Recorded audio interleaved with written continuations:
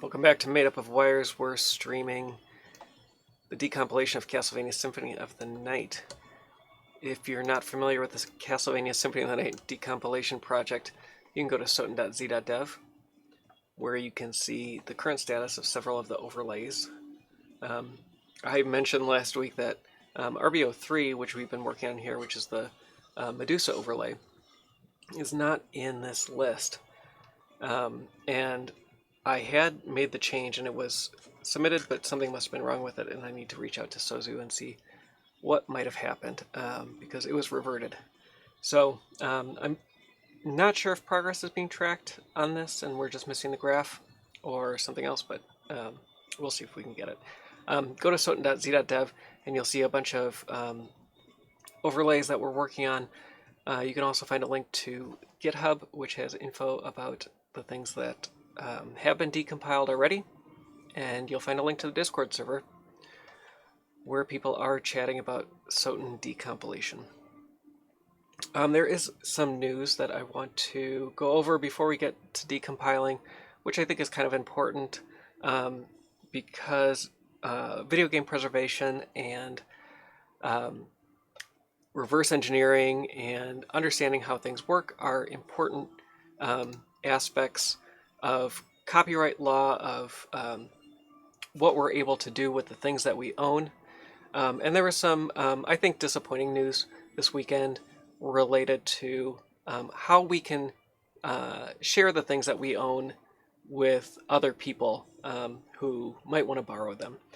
And this has been a sticking point in US copyright law for a long time.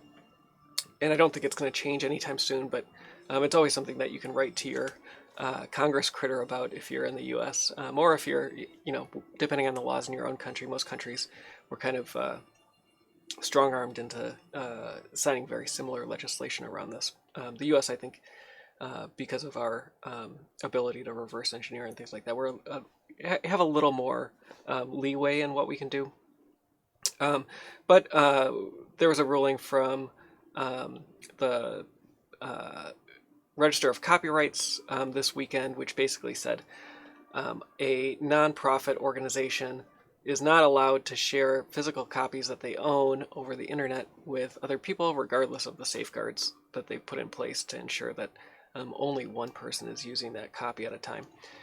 I actually had been spending last week looking at this a lot. Coincidentally, I thought it would be a great boon to reverse engineering and decompiling if a nonprofit, educational nonprofit, which has a little bit more leeway with fair use and copyright, would be able to set up server farms and other things like that full of disk drives that would allow researchers, volunteers, employees, etc. to access that content remotely for doing the things that we do on this channel. But that increasingly seems unlikely, which is unfortunate. There's actually a bunch of case law related to this. Most recently, I think Zadiva or Aereo are pretty relevant. So Zadiva was buying up DVDs as they were going out of style, bought a bunch of DVD ROMs, and then was allowing people to stream those over the internet, and they were pretty much destroyed in court, but they were doing it for profit. And Aereo was somewhat similar. They were setting up one antenna per streamer in different markets and allowing you to stream stream broadcast TV over the internet, and that was shut down. Oddly enough, I'm pretty sure that's what broadcast.com did with radio back in the late 90s and made Mark Cuban billions. But here we are now, and we're just lowly decompilers who hopefully can get a copy of the game. So if you're decompiling, I really want to emphasize, make sure that you have copies of the game that you're decompiling. I did look at the, if you have a PlayStation release of Symphony of the Night, this is only restricted by copyright and not by any end-user license agreement. End-user license agreements will make decompiling and access to decompilation much harder.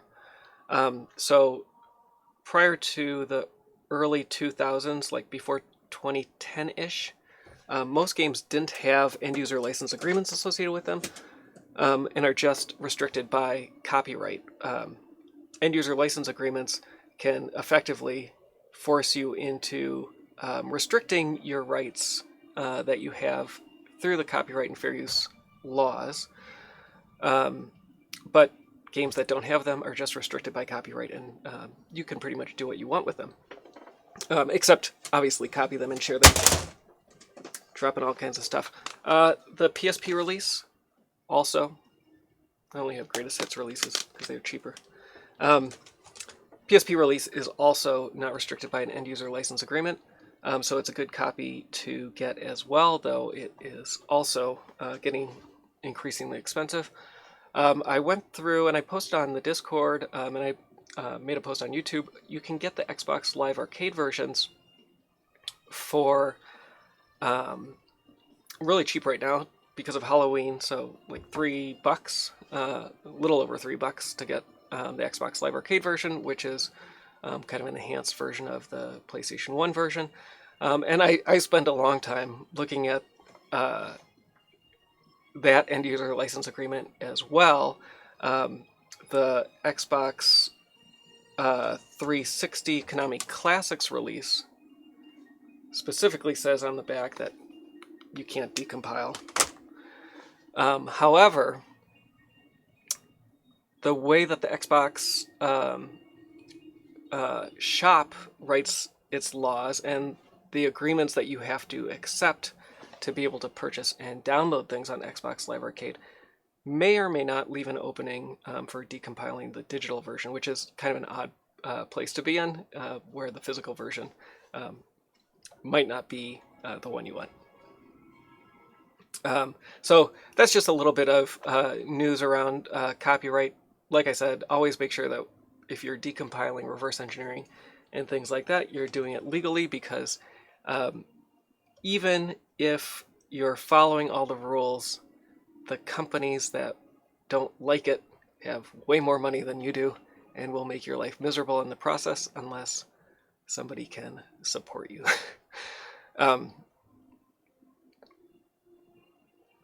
Oh, it looks like I broke the RBO3, which is why it's reverted. I might try it again and see. Yeah, I agree that right now copyright is excessive, and I was having some conversations on Hacker News about this as well. My interpretation of the copyright history is interesting. Our current author rights idea of copyright comes from the Statute of Anne in England. Early American law didn't have copyright until the late 1700s, early 1800s, and our laws were largely based on that. And those were laws that did put copyright in the hands of the author. Prior to that, copyright was kind of privately enforced by people who owned printing presses, because that's where the rights were. And if you had a printing press and you were not authorized, it could come and be destroyed and you would be imprisoned. And then sometime around the late 1800s, early 1900s, there became this legal theory that things that employees did for an employer became the copyright of the employer rather than the copyright of the individual who created that thing. And that's pretty much where we've been for the last 120 years, is kind of this automatic transfer of copyright from employees to employers. And companies don't die like people do. And so life plus 75 years or whatever, what does that mean for a company? Who knows? And so that's why things basically haven't gone into the public domain since I think the early 1930s or 40s. And we're in this like very miserable place where copyright was meant to protect people who were creating things so that we would produce things that would go into the public domain and increase the benefits of the culture. And now it's completely doing the opposite. Rant over. Good morning, Orcam.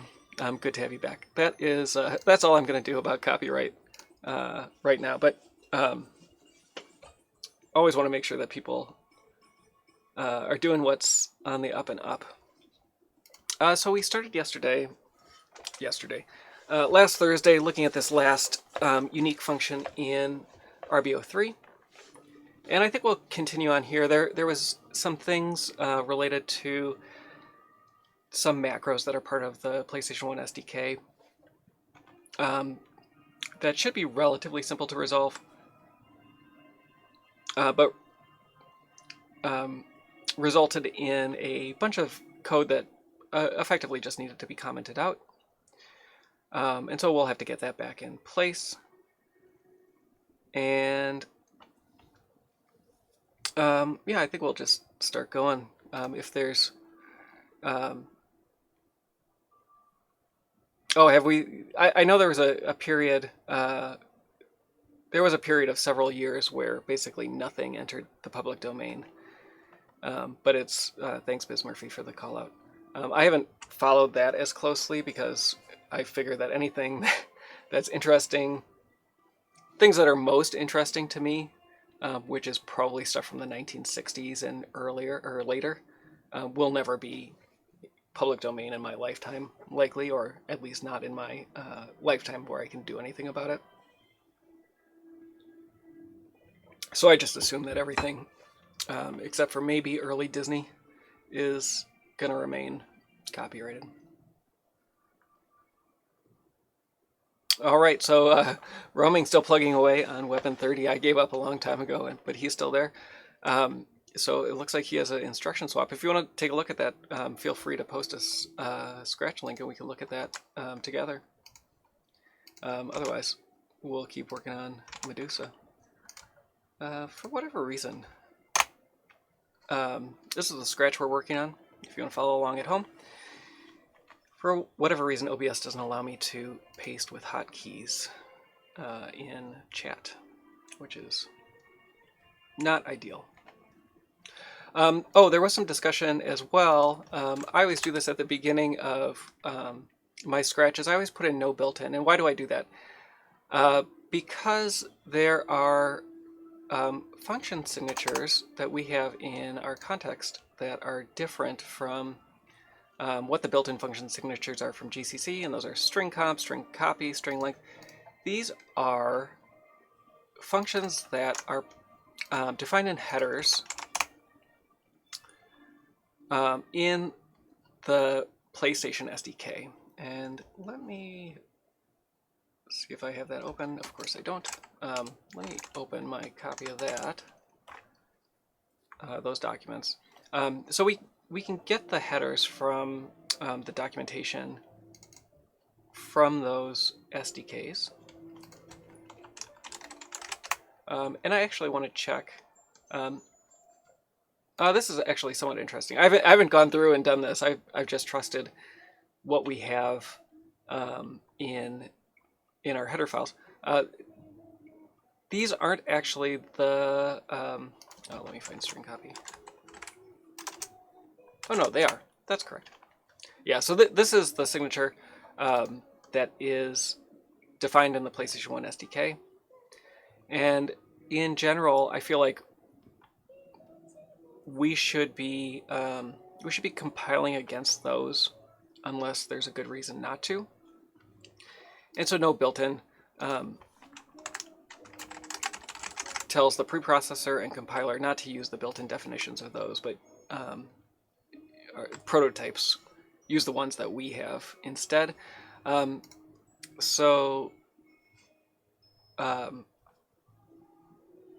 Joshua ran into some issues with that on one of the decomps that he was working on, and there are cases where you want to use memcopy or string compare or any of these other ones. You can use underscore underscore built-in underscore prefixes on all these to kind of force the built-in versions, and often that will produce code in line as opposed to calling a function. And that's specifically in decomp.me. On the toolchain side within the project itself, those resolve correctly without the built-in.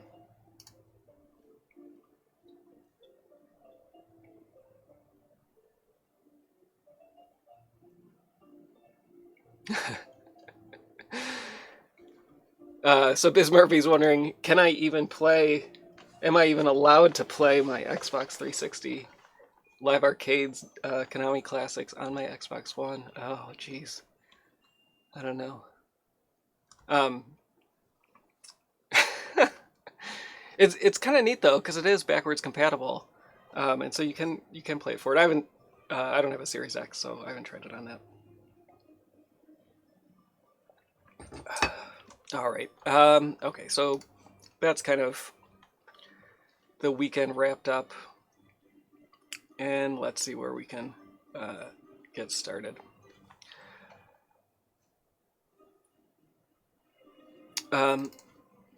So we're just going to kind of go top to bottom, and I'll narrate as I go along for people who are not familiar with this. A lot of this look like so far at the top here, it looks like a standard entity function, kind of a method related to this entity. This one is, I did go through and look at where these fall in the entity table. I think this is entity 30 in the Medusa boss overlay, if I recall correctly. Temp v0, when we, oh, actually, no. This is somewhat interesting. Usually I would expect this to be a call to allocate primitives, but it is not. And I want to see what this function is. It's not something I'm familiar with.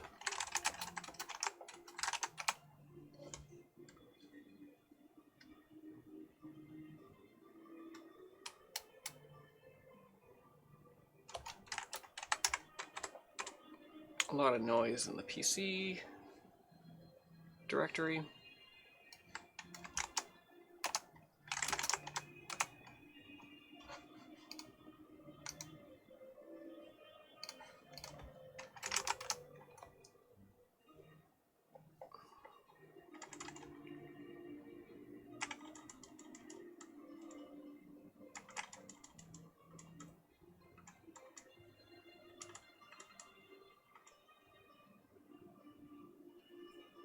So it looks like, here we have allocate primitives right next to it. I'll put these side by side, and we can kind of go through and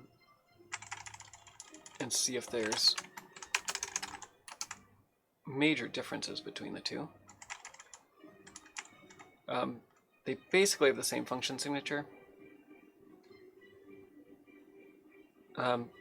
Relatively different implementation, though. So the first thing I see is that if there's primitives in the slots,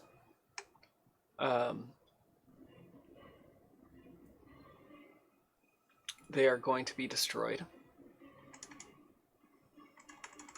in allocate primitives, while they're not in this alternate function. But we're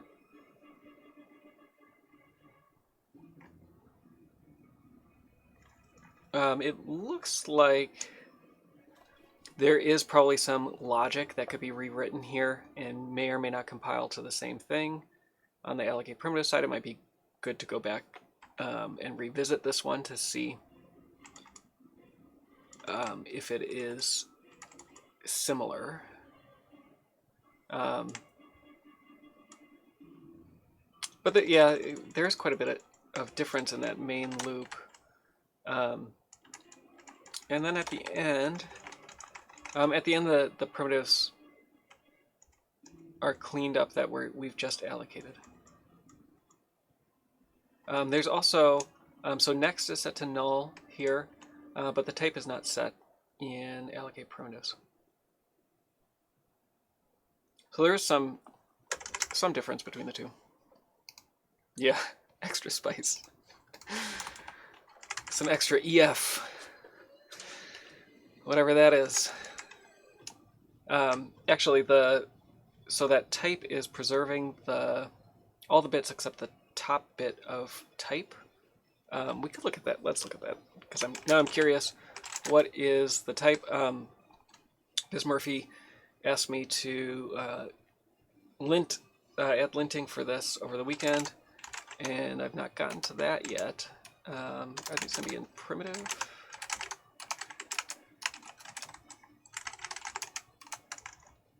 I forget what. Oh, this won't have the enum. Oh, primitive type. It does. Thank you, who was ever here first, and put the enum there. So we have 1, 2, 4, 8, 16, 32, 64.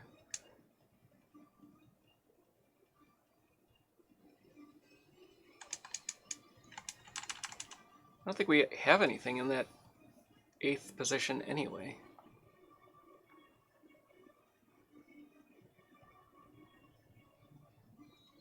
Yeah, so I'm not sure what that's preserving. At least nothing has come up yet.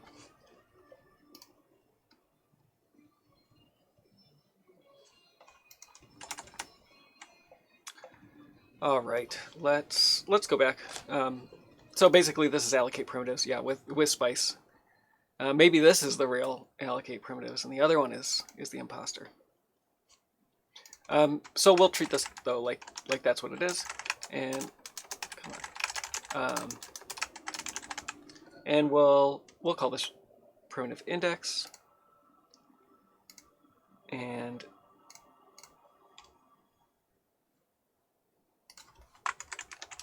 get those into place, and then var t5 is going to be prims.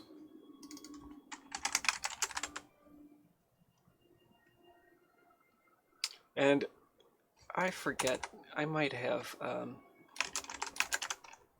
I know I screwed this up last week, but I can't keep track of all the types.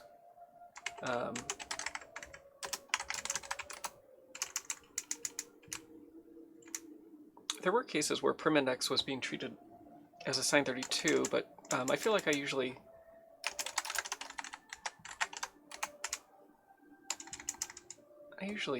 use a sign 16. The cast there makes me think that it is sign 16 is the right type. Var t5 is going to be prims.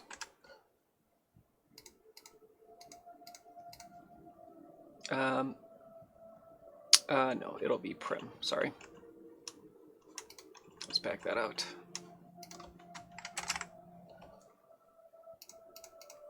So this is our primitive chain list, and most of these other primitives will probably just be able to reuse that same variable. We'll change this to a while loop.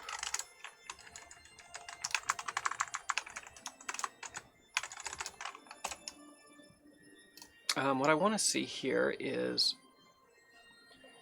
whether or not, it's still pretty early, and I don't want to focus too much on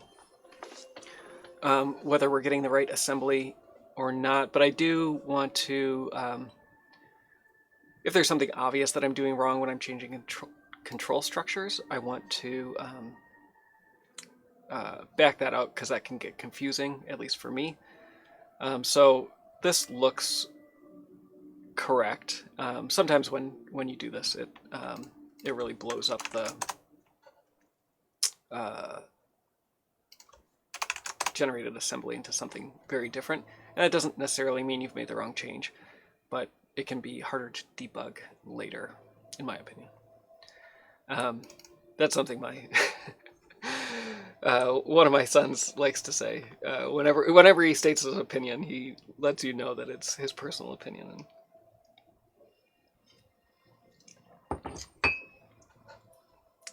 doesn't want you to think he's stating a fact. This go-to seems superfluous. Regardless of what we do here, we're going to fall into this next block. So what I do want to find, though, is whether or not anything else is falling there. There is a bunch of code, however, that is missing.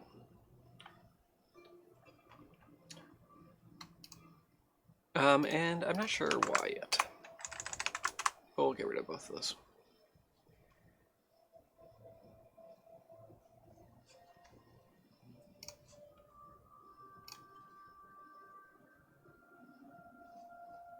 So we're not seeing matches until we get down to these GPU buffers. Oh, and the reason for that, so we have code here. It's not generating any assembly.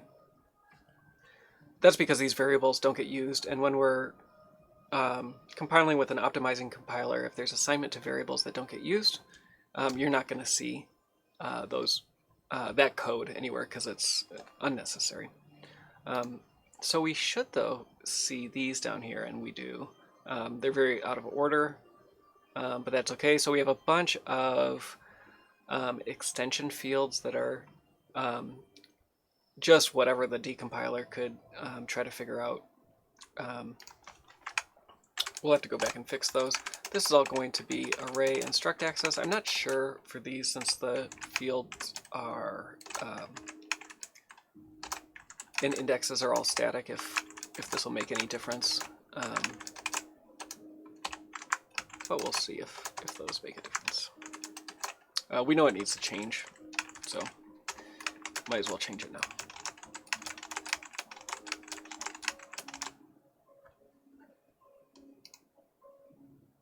And I missed the field access operator. So immediate values, those are going to be different. So let's look at what this variable is. My guess is that it's something of type 6, or of size 6, which is an odd size for a thing.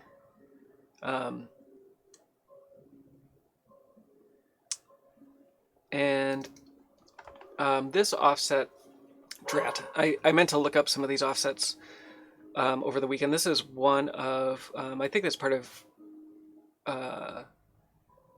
GTE, one of the memory maps for the GTE chip.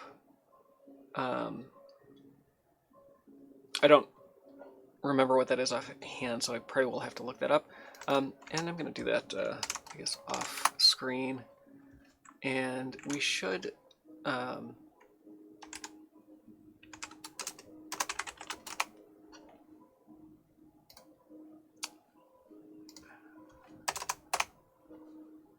if we know what structure that's pointing to, then we will know.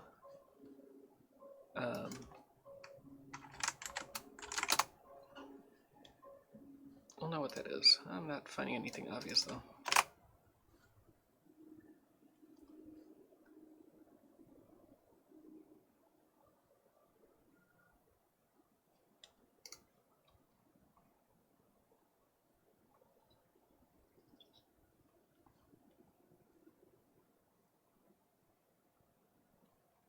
I do see a reference to it from Mega Man 4 Decomp. And we could go look at that. They're casting it as a weapon object, which I'm assuming is something that's specific to Mega Man 4. It's something of size 9C. So I'll see if we have anything of that size. I'm not...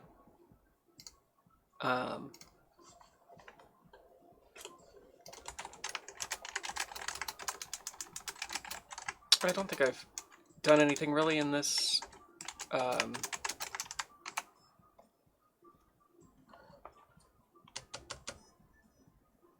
related to GTE, really, except for very minor things. I don't see anything of size 9C, and I don't see an obvious reference to this address either.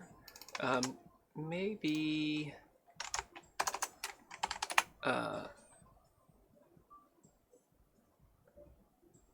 Okay, it's the scratchpad. So this is scratchpad is an area of temporary memory that is mapped. And the purpose of the scratch pad, I've actually not spent a lot of time looking at either, but this is scratch pad space, and I'm going to see if we have any macros or anything else defined around the scratch pad.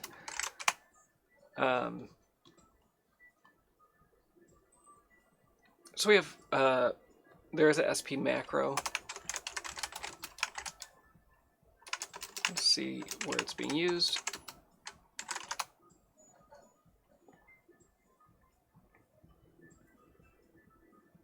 So because this is just other memory, there's not really anything that we can infer just from it being at this offset.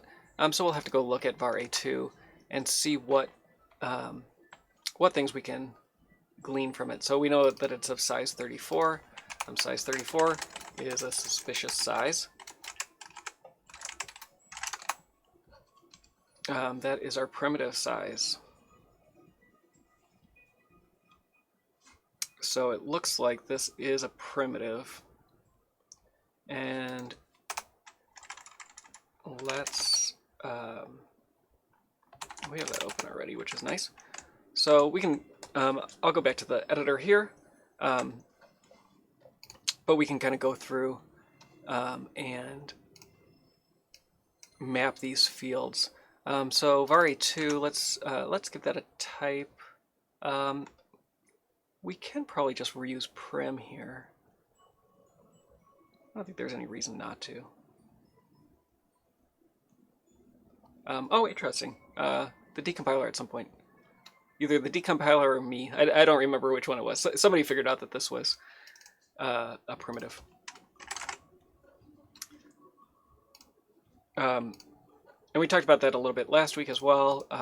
The primitive data type that we're using in Symphony of the Night decomp is kind of an overload of, C doesn't have overloads for its structs, but if you make another struct that's of the same layout, you can kind of use it that way. So the primitive is the same as a Poly GT4 in the PlayStation 1 SDK. So we can kind of go through and start updating these. So I'm just going through the, looking at these offsets, and then on the side here, I have the layout referenced. So I'm just replacing the field names for those references. Because this was, because the decompiler couldn't figure out what type this was and just punted with a void star, it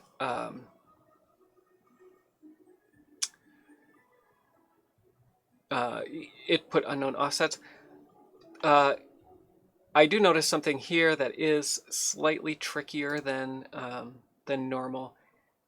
That is, we're using negative offsets, which means we're actually looking at the element before the current one, which is a little odd because of where this is in the scratch pad. The scratch pad space starts at 1F800000, and we're not, I guess we're over 34, so it's possible that there's another primitive before this one that it's referencing. Just a little odd. So we kind of have to invert these. And so our primitive size is hex 34. We have to figure out what the offset is minus all of these values. Not a huge deal, just inconvenient, because we don't normally think of offsets as being negative. So 28 looks like R3, but this is R3 from the previous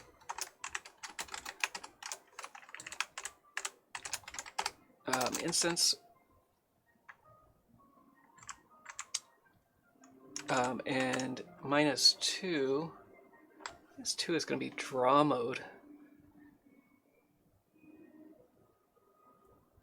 which doesn't seem right. Draw mode, though, is if this is a Poly GT4, draw mode is not actually a draw mode, but a oh no, I'm sorry, that's wrong. Ignore what I'm saying. var-a3 comes from this other address, so not related. We are pulling things from that, and it does seem to follow a similar structure, where this we probably are actually starting at this address, but for whatever reason the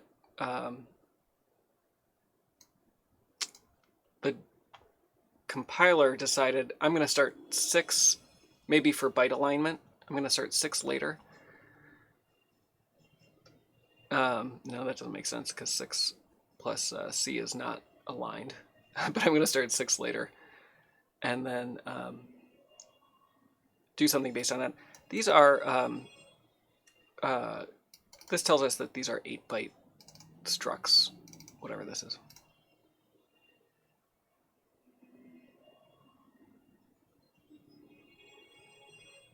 Are you asking if this primitive exists as part of a larger struct?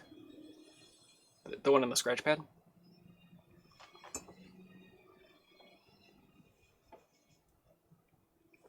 If that's what you're asking, I don't have enough context at the moment to know whether or not that's true. So I'm not gonna speculate. I do want to look at this though. We're gonna have to look at this soon anyway. I want to see what the data looks like for this particular variable.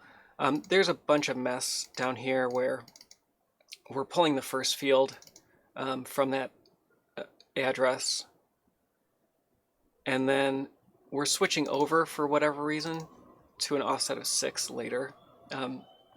This is just kind of funny, and I think a lot of this will probably just fall out, and it'll be much simpler once we've gone through and figured out what all these fields are.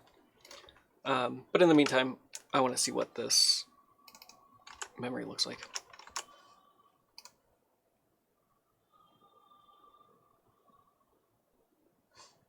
Yeah, definitely. It's really hard to know offhand without knowing where how that was being written to, if this is part of a larger struct or not. It's definitely possible. So I'm going to look at US boss RB03, and we can find this.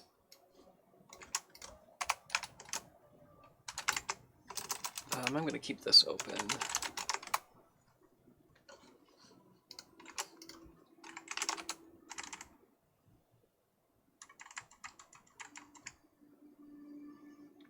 So when Splat extracted this, it thought that this was 16-bit values. It looks more like 8-bit values to me.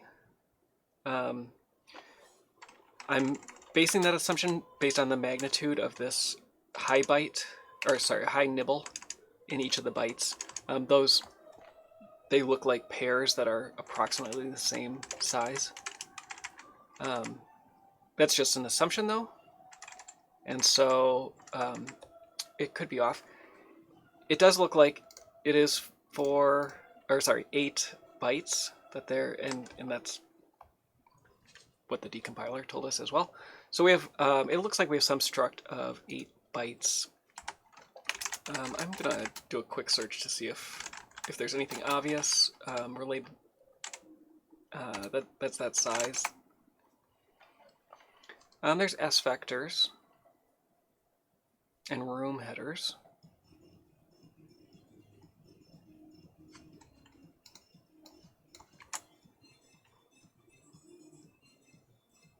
Point 32 would be 2 32-bit values. I'm looking at the room header to see if this could be right. So what we need is, these are a little tricky. So we need to add 6 to the offset and then subtract 4, subtract 2. So this is the same as offset 2. This is the same as offset 4. And do we have another one? And this would be offset 6. So room header is not the right. Actually, room header could be,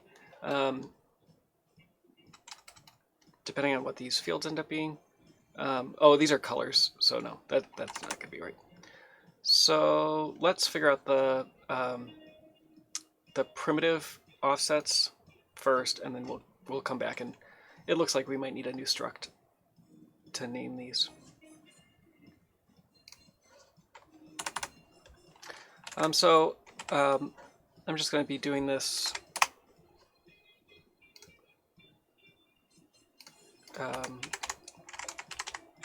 getting these offsets. These will not be surprising as I go through them. If you are guessing that they are red fields, you're probably right.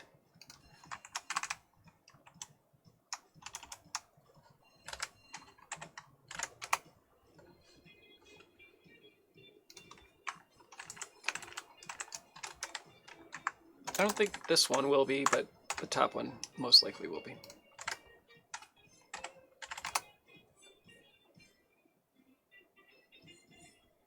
Offset 12 is blue.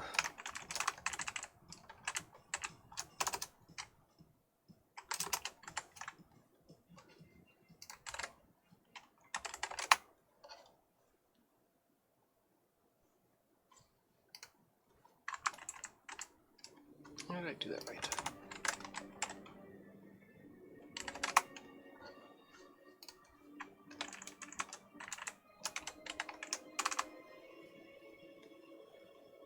We have compilation issues, but that's not a huge deal. So now we can go back and start creating. Start creating this structure. So it looks like they're going to be 16-bit values. We're getting a lot of. Oh, interesting. We're getting unsigned 16s. So it looks like, and this is the reason that this ended up being 6 bytes.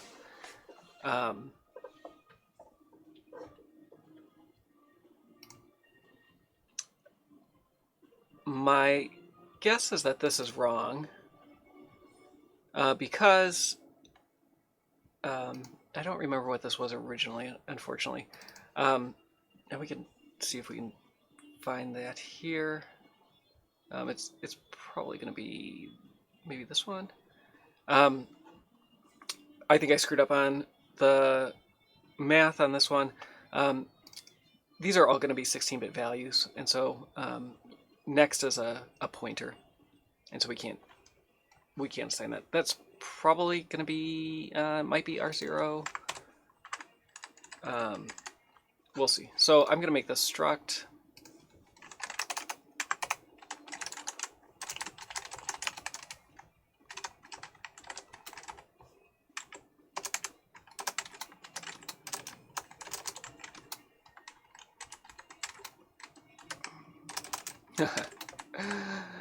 I can count. And this is going to be what?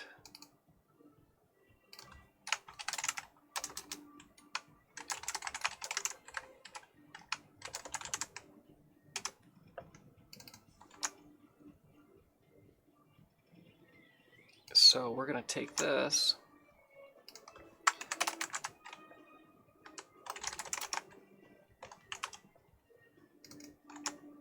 And we're going to treat this as an array of these, and we can figure out what the size of this array is, but it's not terribly important right now.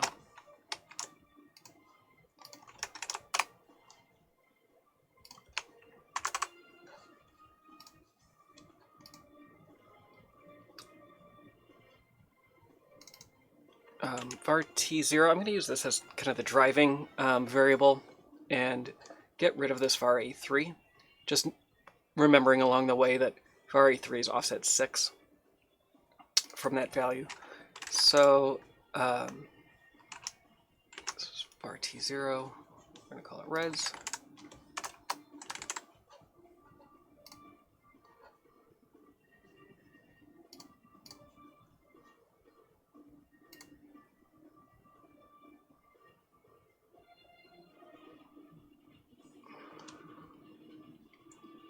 And before we end here, we're going to increment that.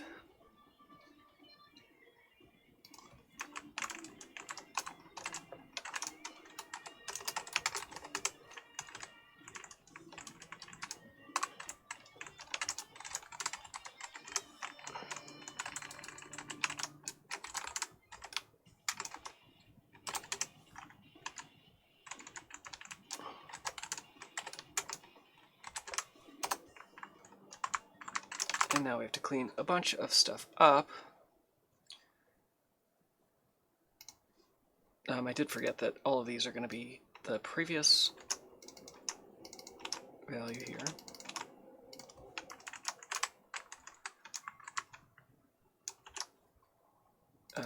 This is going to be a for loop, and we'll have to deal with that in a second.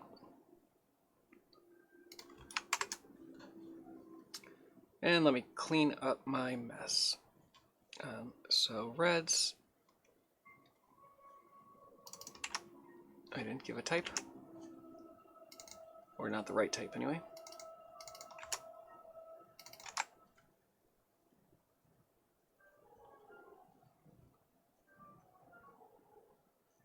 67. So var a3 I think we've gotten rid of now. Nearly.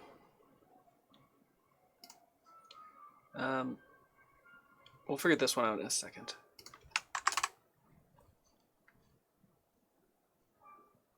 All right, so we do have something. Now we have to go through and figure out if our offsets are correct. It looks like I'm off by a little bit along the way. Maybe there was some other something else that I missed. It's also possible that this isn't aligned. I didn't even think about that. This may not be aligned correctly with the primitive struct that it's pointing to. In that case, all of the calculations that I did for all these fields are going to be wrong, and we're going to have to fix them anyway. I do want to go look at this line 67 and see if we can find that. See where that's being loaded.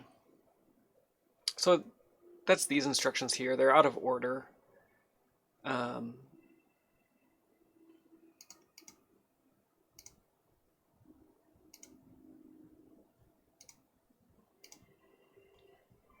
not going to focus on that at the moment, that they're out of order. So my main concern is this and maybe we should look at other scratchpad use. Is this actually at offset 50 in the scratchpad, or is it really like at offset 34? Maybe because it's looking at the previous one. Maybe it is at offset 34. And when this is compiled, the optimizer decides I like offset 50 better because it allows me to do some trick in here that I'm not sure of, like maybe reduce one of the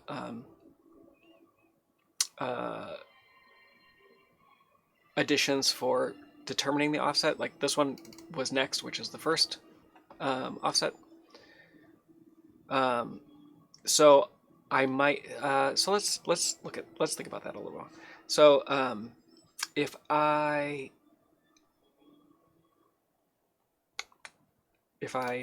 take offset 50 and subtract 34,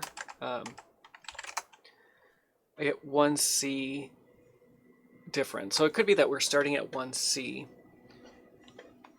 which would mean all of our other offsets are based on that. So if I'm already at 1C and I need offset A, that's going to give me 12, which is B1 for this.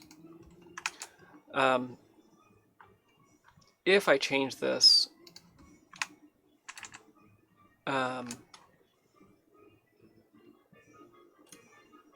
what is going to end up happening is I'm not going to get the correct values until I change everything.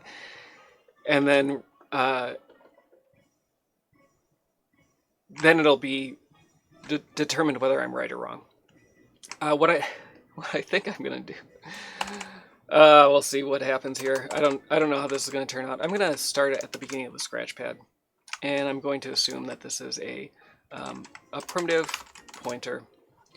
And I'm actually going to base all the calculations on that. So I don't have to do the -1 here, because that seems off.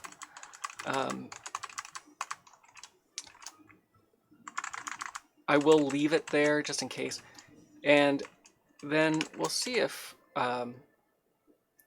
these start giving the right values or anything close to the right value. What did I do here? Primitive is undefined.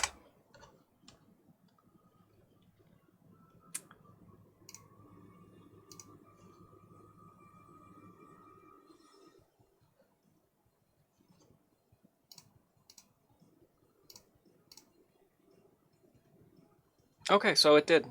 That's actually very surprising to me that it worked out so quickly. So that is what happened. So the beginning of the scratch space is primitives. It's an array of primitives. And because we're iterating through that, the compiler thought, I'm going to give you the second one first, and then I'm just going to use negative offsets into that one.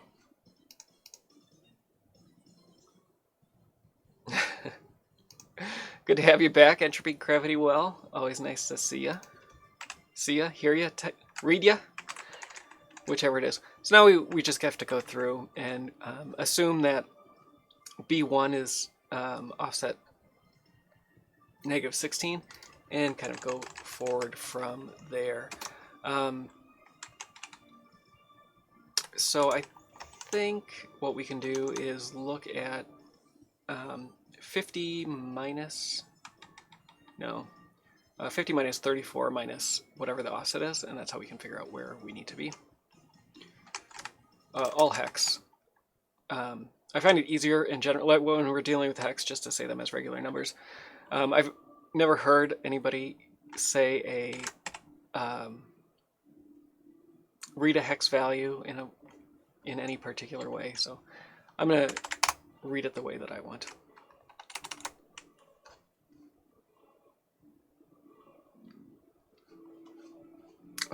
Let's try B0.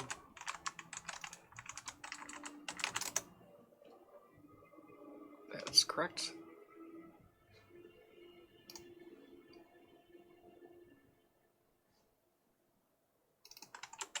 So I called these reds, but are they? Are they going to be reds? Yes.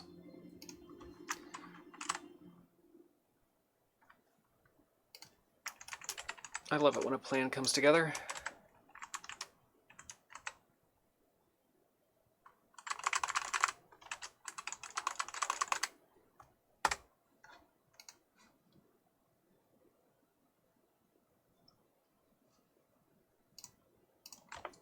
So the next thing that that I'm noticing is which complicates things just a bit, not a whole lot. This is size 34, which is it is the size of our primitive. However, we're loading 16-bit values and not bytes like we'd want to see with colors. So maybe it's not a primitive. Maybe it's something else that's size 34. Oops. I'm going to look for that. This is like Sudoku level 5 puzzle. If you're a Sudoku player. 34 is the only one that we have is Poly GT4. So there is a I'm guessing the mnemonic for the macro is load word, LOW. I always assume that it has something to do with the positioning of the bytes, like the low byte, but no, I think it's load word. I'm going to look and see if we have a equivalent for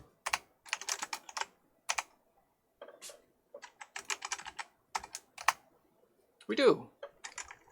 Great. So it looks like load halves is what we want. I don't know if I should be concerned about this yet, but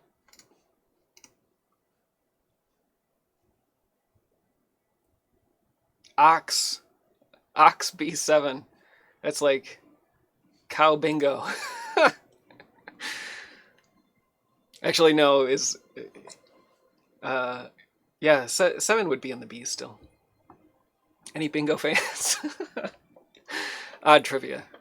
I didn't realize that until recently, that the numbers in bingo corresponded with letters, and so you could really just, if you knew the offsets, you just need to hear the number to know which column it's supposed to go in.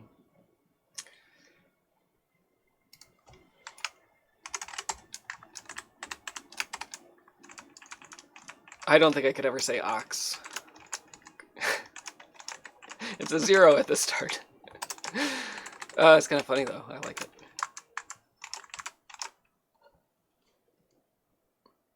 All right, so now our instructions work out. So our registers are wrong, but everything else looks pretty good.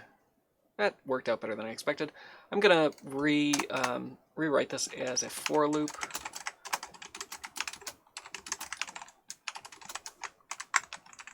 I don't know if I have an I yet.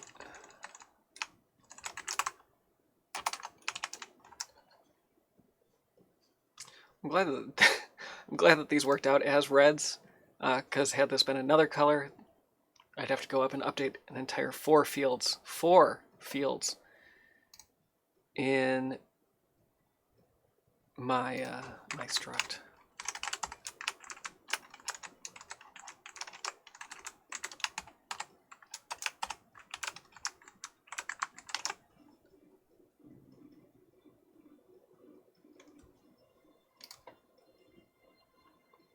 What did I screw up? No I yet.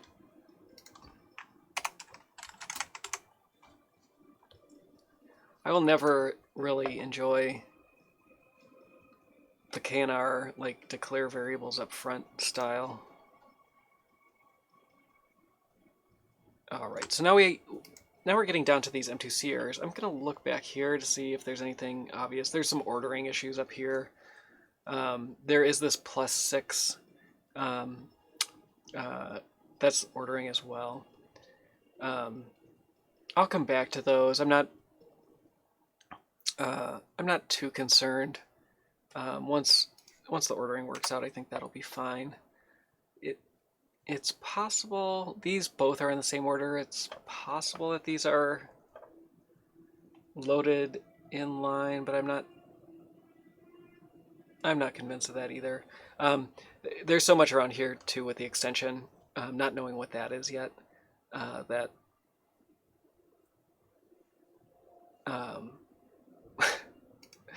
that I want to figure that out. This is an interesting one. So we're loading this word into A0, and then we're storing it.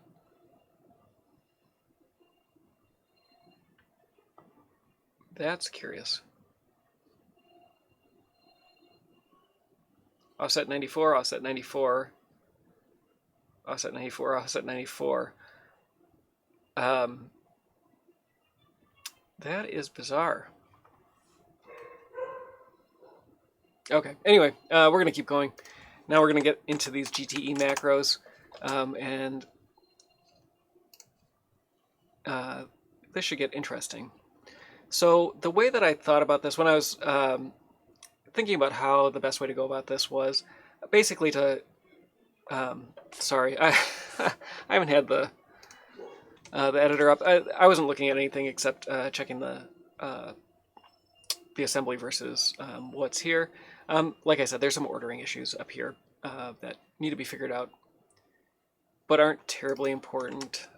I don't know. I think this var T9 can go away. It's not being used anymore. It seems most likely that this is down here. And we can, I don't know if I have the scratch space macro.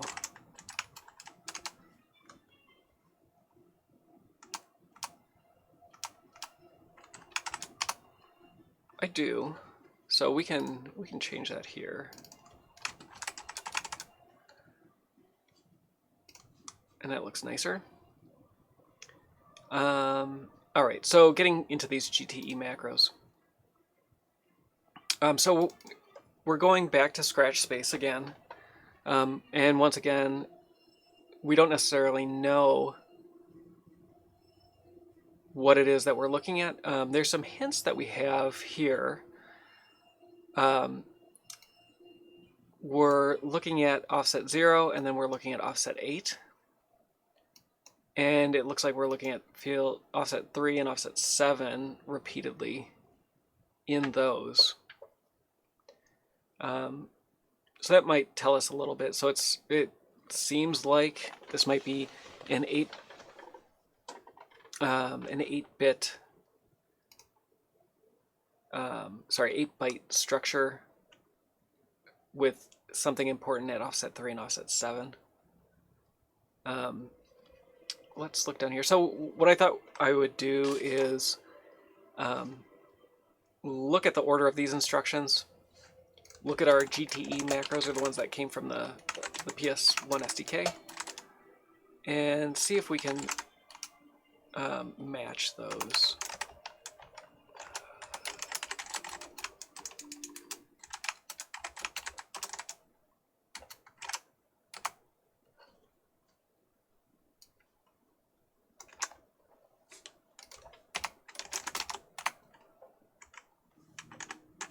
These are not the right ones.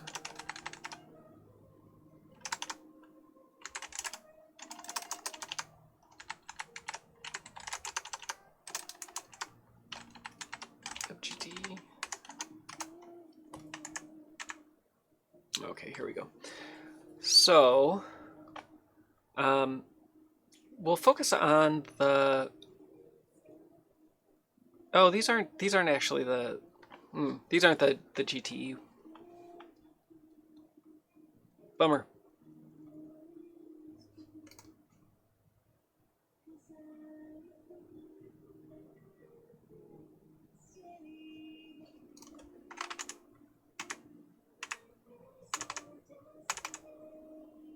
Okay, never mind. I'm wrong.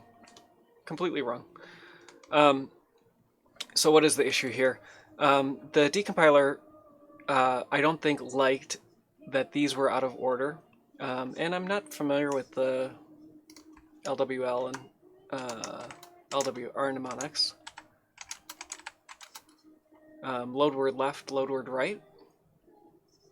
Maybe? Yeah. So it looks like these are just out of order compared to what the decompiler was expecting.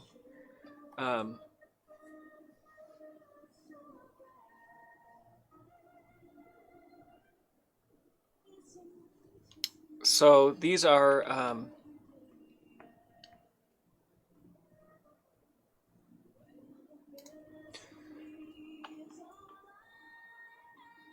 effectively shifting by 3 bits left.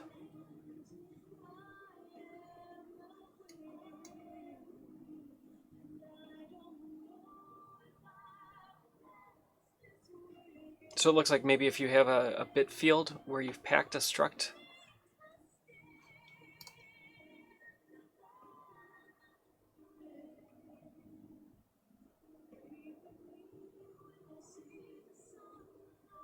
Oh, interesting. So Bismurphy's pointing out that this is what you get when you are assigning primitive pointers. Sorry, the dereference value of a primitive pointer. So let's try that. So looking at the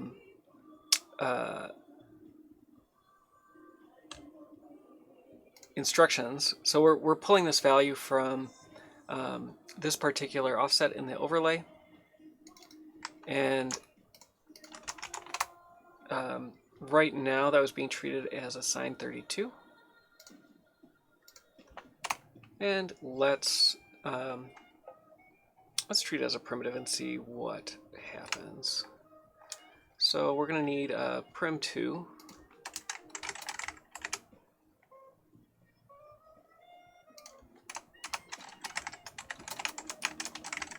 I'm just going to cast this for the moment.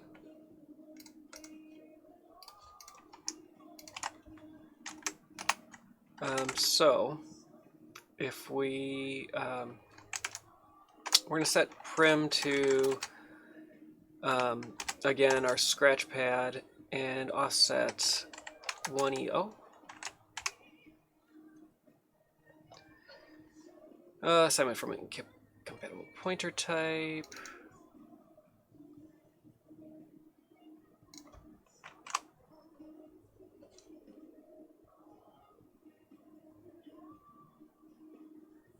.93. Okay, so we're gonna have to call this a primitive. We only have 2, so it's not a primitive. That's okay. Let's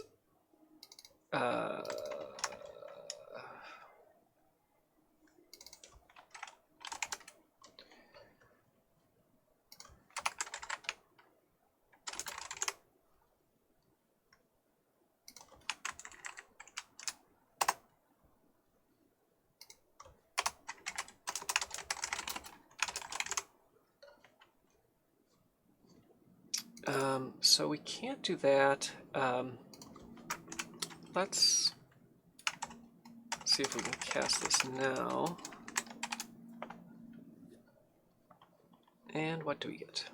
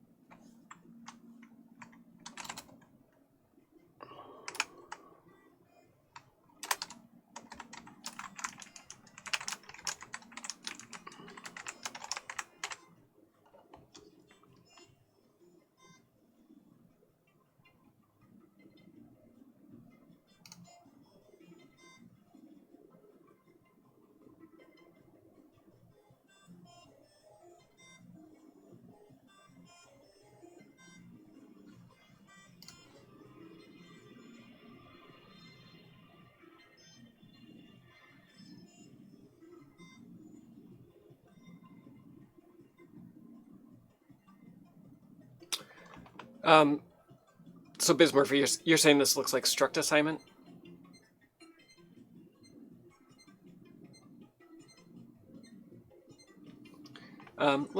So assuming that it is struct assignment, I think we did look at this last time, and it's possible these are all contiguous. So it's possible that these are all part of one struct. So let's look at that and see if we can get a sense of how big this is and what that structure might be.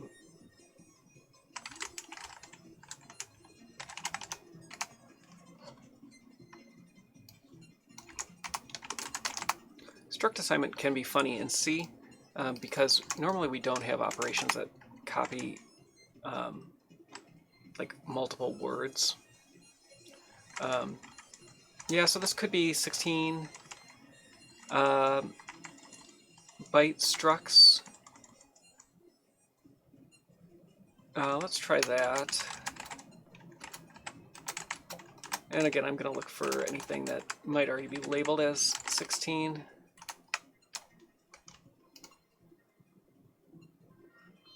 What the actual structure here is not clear.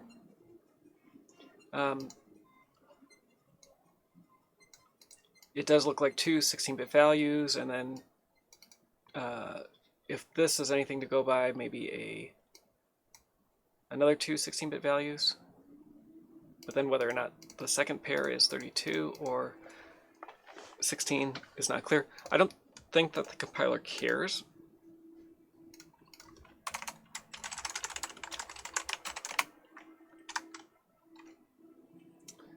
So let's do that.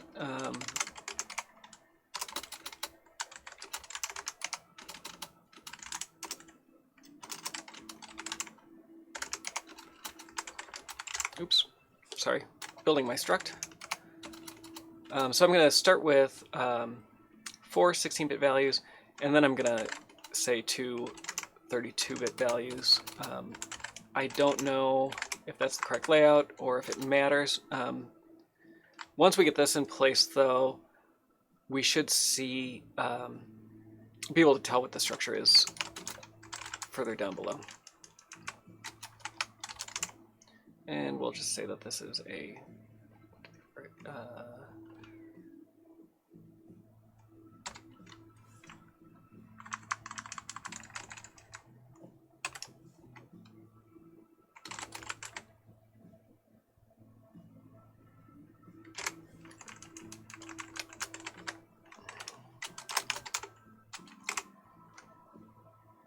and we'll need this in our context, and that's what we will call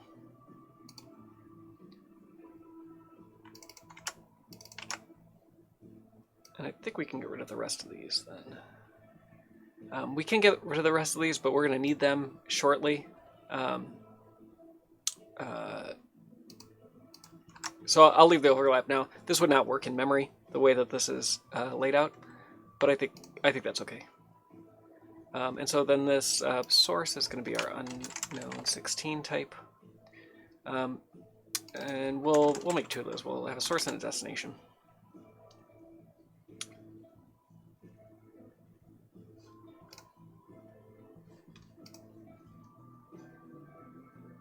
So that's our source, and then this is our dest, and this stack pointer then.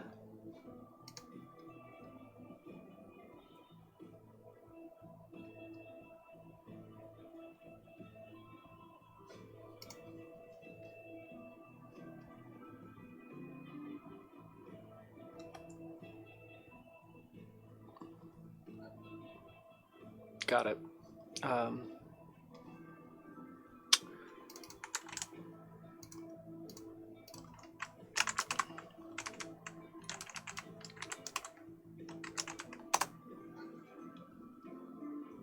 right, and what do we have here? 96, I have an incompatible pointer. We need this to be our unknown 16 type. I'm an invalid argument type on... Oh. A quirk of the C language. The star is not part of the type. It's part of the identifier. And what do we have now?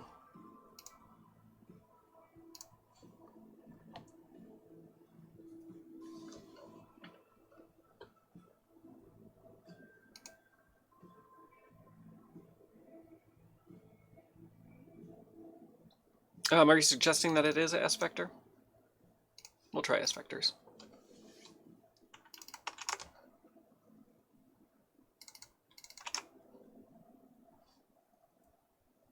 Looks good. So we're missing the first one, A1.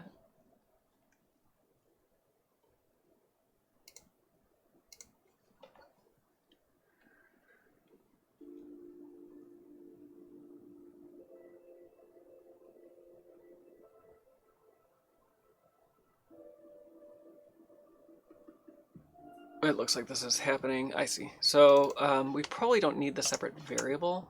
We probably can just dereference directly. Can we do the assignment directly? So we need to make sure that this is a S vector as well.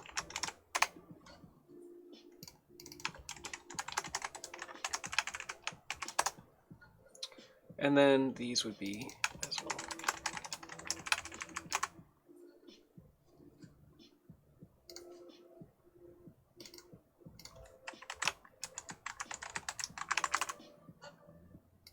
And we can fix the naming here.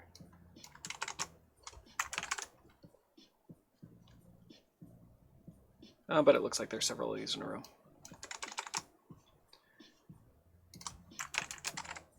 And I'm guessing I'm missing an increment along the way. Oh, actually, it's just being set set to the updated locations.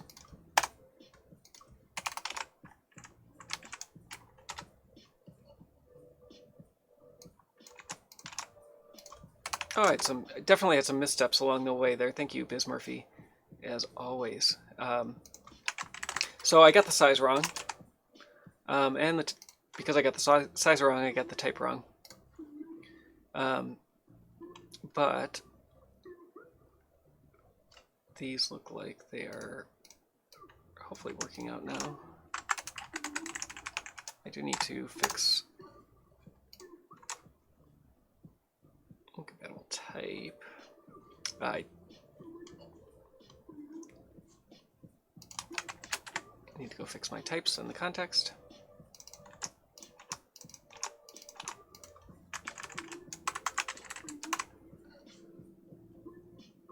Beautiful.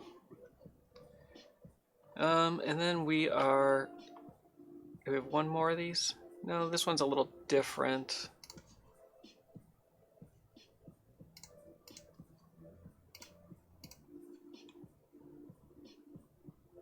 So more scratch pad. But we're just loading. It looks like just loading immediate values at these locations. So we're going to cast these as assigned 8s, and we're going to take a reference to Scratchpad 2C3. And so Roaming pointed out at the beginning, like, are these part of a bigger structure? That's possible. However, I suppose that these addresses could be, yeah, as long as the structure is known, these could be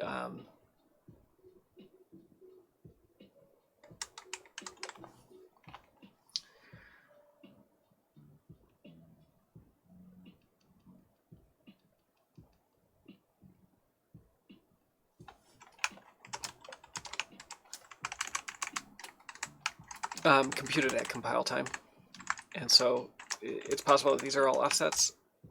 This is working out at the moment, though, except for my... this would already be a pointer, so I don't need to do that. There we go.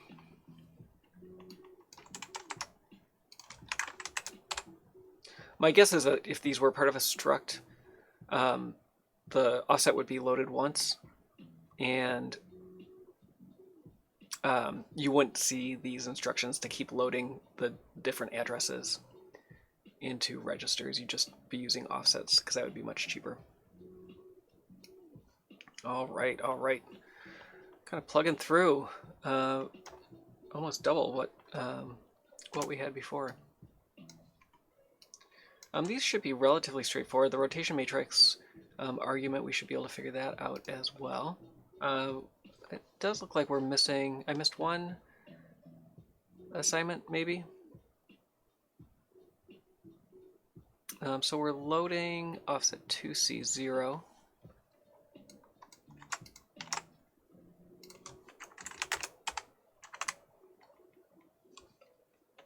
But what are we doing with it?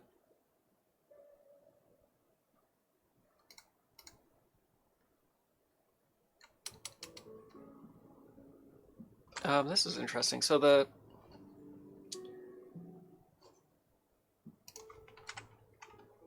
get rid of that one.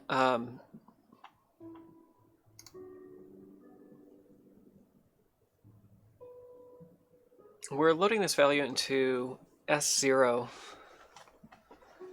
So this is the scratchpad address S0 into S0, which is this 2C0 offset. But then it's not being used here. It is being used much further down. So we do need to save this off somewhere. For what purpose? We shall see. So we have offsets at 2, 6, 4, 5. What I want to see is whether or not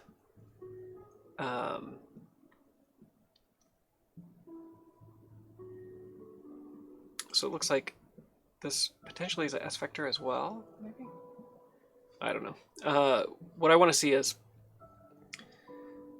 this value being incremented by anything along the way so we can get a definitive idea of what its size is. But I don't see that.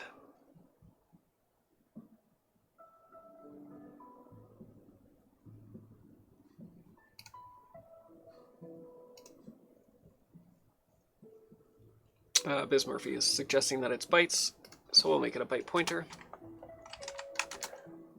For now. Do we have S0 already? We don't. Good. So unfortunately, I'm going to add this assignment, and unless I use it somewhere,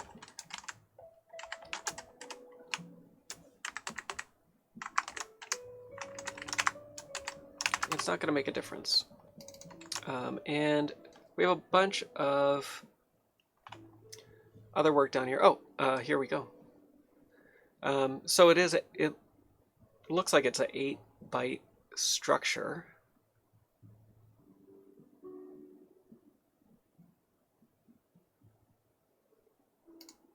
We'll come back to that though and see what's going on. I did think that there may be some other things of interest in some of this other area that was uncompilable, but it looks like maybe it's just related to scratch space. Oh no, here it is. It was these. We'll look at this as the last thing before we go.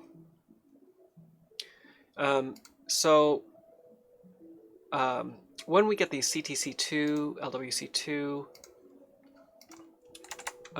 this is what I was referring to when I said these may be related to GTE functions.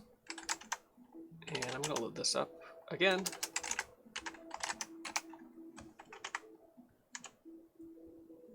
And see if I can find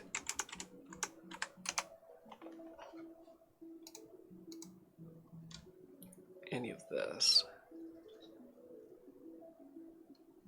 So the last thing that we have is around here.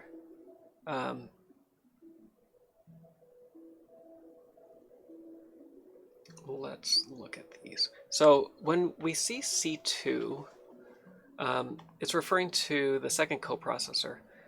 There's a general set of instructions that basically mirror the main register functions, but are for writing off to coprocessors that MIPS CPUs can be configured to have, and what those coprocessors are depend on what hardware you were building, and you'd kind of get these things to order.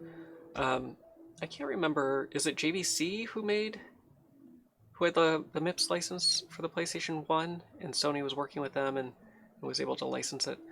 I forget specifically. So I'm going to look here. What we want to find is where do we have a store word followed by a raft of load words. And basically what we're doing is we're loading data. We're setting some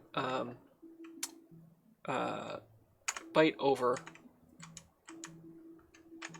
and then we are trying to read that data back. I don't think when M2C decompiles this, basically it says, hey, I'm throwing my hands up. I don't know what these are, so I'm not going to try to do that because basically there wasn't, you couldn't write C to do this. You had to write some assembly shim.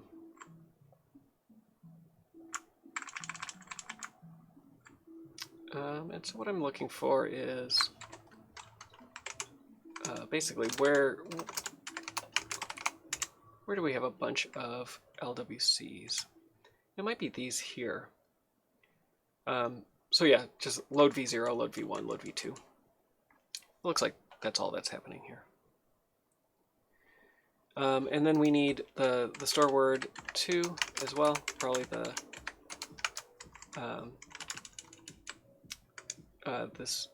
possibly this GTE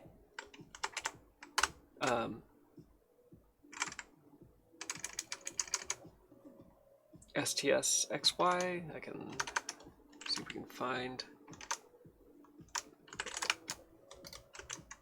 the docs for that. No, unfortunately the libref doesn't have what those docs are. So let's try to put those in place and see if we start getting any of the right instructions. What's nice about C is high-level programmers will often say it's just high-level assembly. It's pretty high level. While you can control the assembly, it's a pretty different beast. I'm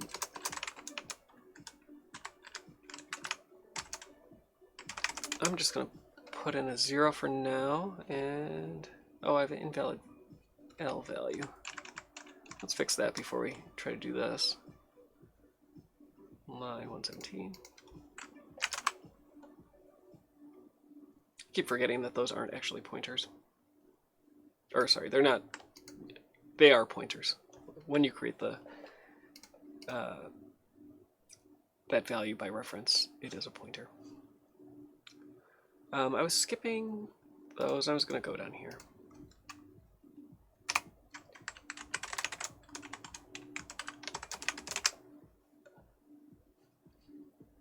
All right, and so what I want to see is, did we generate this assembly?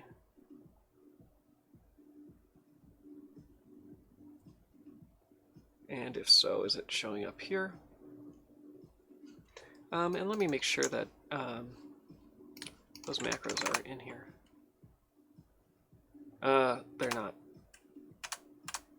Okay, so we need these macros.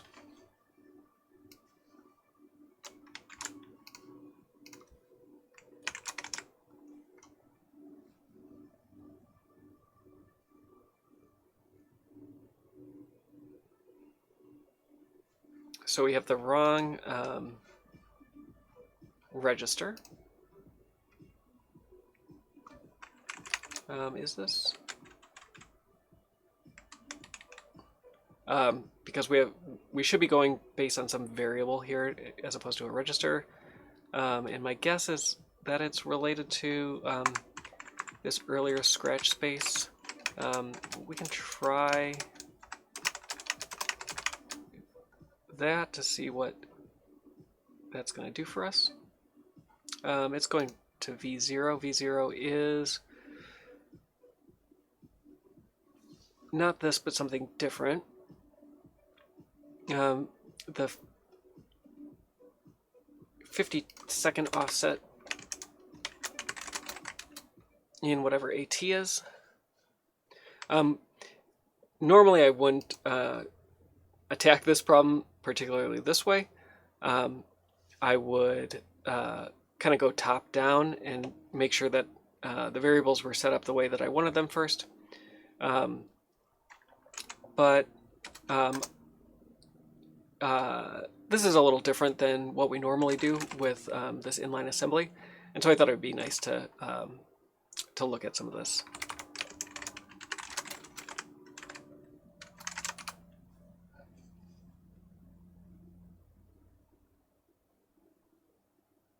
So if this is referencing the entity, then offset 52 would be the animation frame duration. That oh no, that's related to this here. V0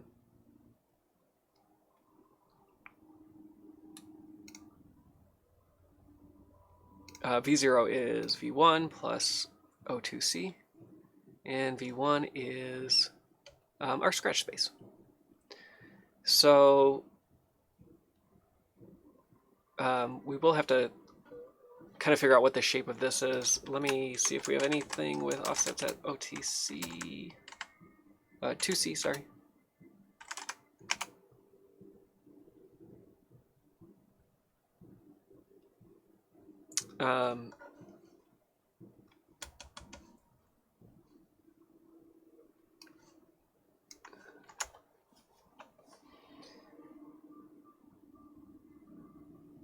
Looking at our headers, poly helper might be what. Oh, I can't. This is for educational purposes. So there is Mednafen references for some of the PC tools that are linking against the decompiled code. And it does look like there is possibly offsets related to GTE at OT2C. I'm going to look at that probably offline and come back. I will look at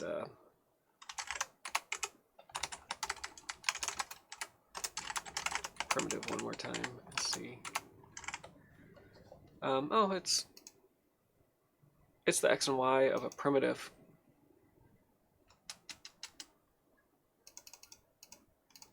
I'm going to have to familiarize myself with these functions. Let's do the next one just to get the match for the instructions, and then we'll probably end it there today. So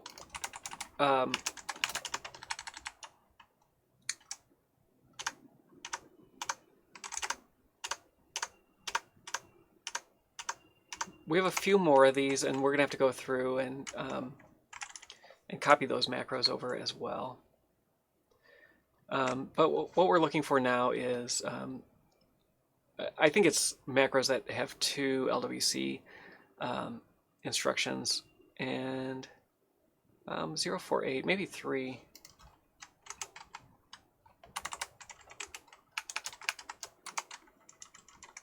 Um, 048. Where are these? Oh, and then never mind, it's 6. So this looks like GTE LD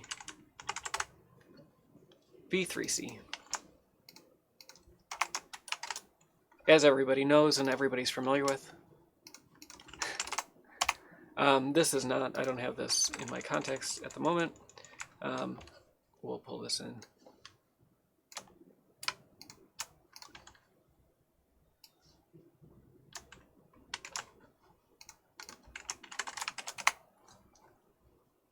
Oh, it is there.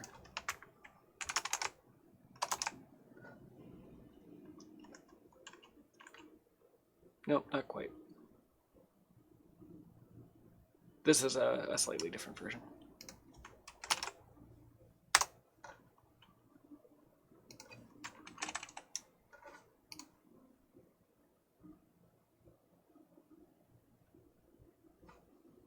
Oh, that's a good good call out from Biz Murphy. I haven't pulled the PSP version of this function yet. These particular GTE libraries are not the same on the PSP, but they for source compatibility, it seems like they did provide a way to use them. Or no, actually, I think Konami. This is Konami code, right? Konami made their shim for the PlayStation SDK, if I remember correctly. Or maybe it was a third-party tool. Who knows? But I think that code is in the game as opposed to something that's like in ROM on the hardware. So the hardware was on the device. I was reading about this from the PlayStation 2 and 3 and what parts were emulated and what's not for the PlayStation 1. And it's really fuzzy where the PlayStation 2 hardware emulation versus software emulation, what that line is. Different parts of MIPS were emulated in software on the PS2, which I had no idea when they were playing PlayStation 1 games. This actually isn't quite the same, though, as what... Oh, no, it is. Sorry. It's hex.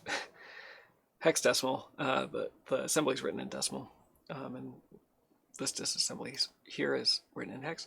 So this takes one R0 value, and R0 is S5, and this is our S5 actually from above, possibly.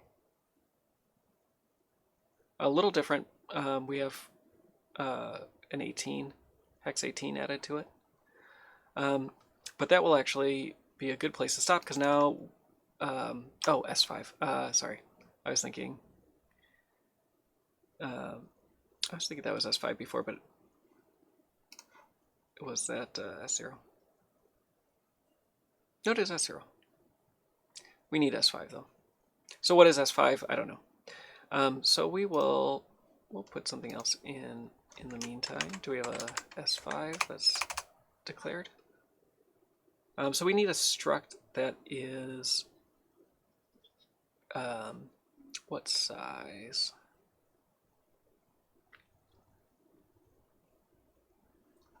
Let's get back to that. It looks like 14 plus. Is it 14 plus 2 or 14 plus? This would be a word. So 18 in size.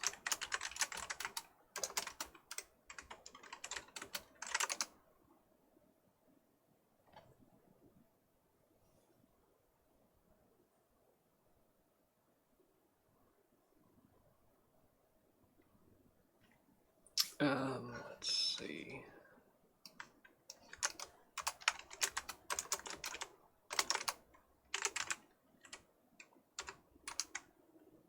It's possible that this is just primitive. These values make sense with PolyGT4 possibly, which is primitive. I'll pass prim in for now, and let's see if we can get parse error for A3. Add my semicolon. Error messages have gotten so much better for compilers. So that does give us the right instructions. So this is likely the right macro, but we will have to go back through and figure out what the right variable is for that. So let me get to the last comments, and then we'll wrap up for today, and then we'll be back tomorrow.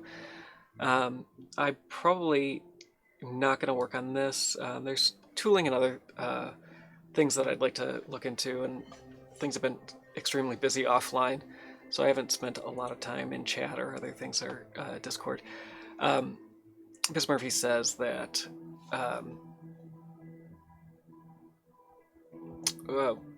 when the PS2 is running a PS2 game, the PS1 CPU is being used to handle the USB ports. I know that it is used as a auxiliary processor. It could be used for the USB controller, I'm not sure. What's interesting about that is And I had assumed then the early fat models of the PlayStation 3, which had PlayStation 2 hardware in them, they also had, I believe, the MIPS processor, but it was for the PS2, not for PlayStation 1. And PlayStation, sorry, mushmouth. PlayStation 1 emulation on PS3 was always software. I had no idea that it was always software in all revisions of that console. I really thought that the first version had hardware PS1 emulation. But I guess that's not true. I was misled. PS3, the first revision of the PS3, if you watch Spawn Wave at all, shout out to that channel. He had a nice video of the Super Audio CD capability of the original fat model of PlayStation 1 or PlayStation 3. I'm sorry. That it really is kind of a magical console that could do lots of things, and it's a little disappointing. I think that current gen consoles can't even play CDs, but that dates you when you're upset that your optical drives can't play CDs. All right, I think that's where we're going to end it. If there's anything anybody else wants to see tomorrow or later this week, feel free to chat. Always follow. If you're watching on YouTube later, please subscribe. I think I'm at 980 subscribers on YouTube. It'd be good to pass the 1K mark. I'm glad that that this has found an audience and that people like watching decompilations and enjoy really doing this with all of you. It's a lot of fun. If you're interested in knowing more about the Symphony of the Night decompilation project, go to soten.z.dev. You'll find the progress, links to source code, links to Discord where we can chat about this more. I have been thinking about doing more kind of short form videos about decompiling, reverse engineering, and things like that. If people would like to see that, leave a comment, talk in chat, and I will gauge interest and see if people would like that. Something like 15-20 minutes or so of this is what we're doing and this is how we do it, and why we're able to do it, things like that. Some of the technology going backwards from what we normally do, from compiling C down to assembly, kind of going backwards. Other than that, that's all I have. I'll be back tomorrow.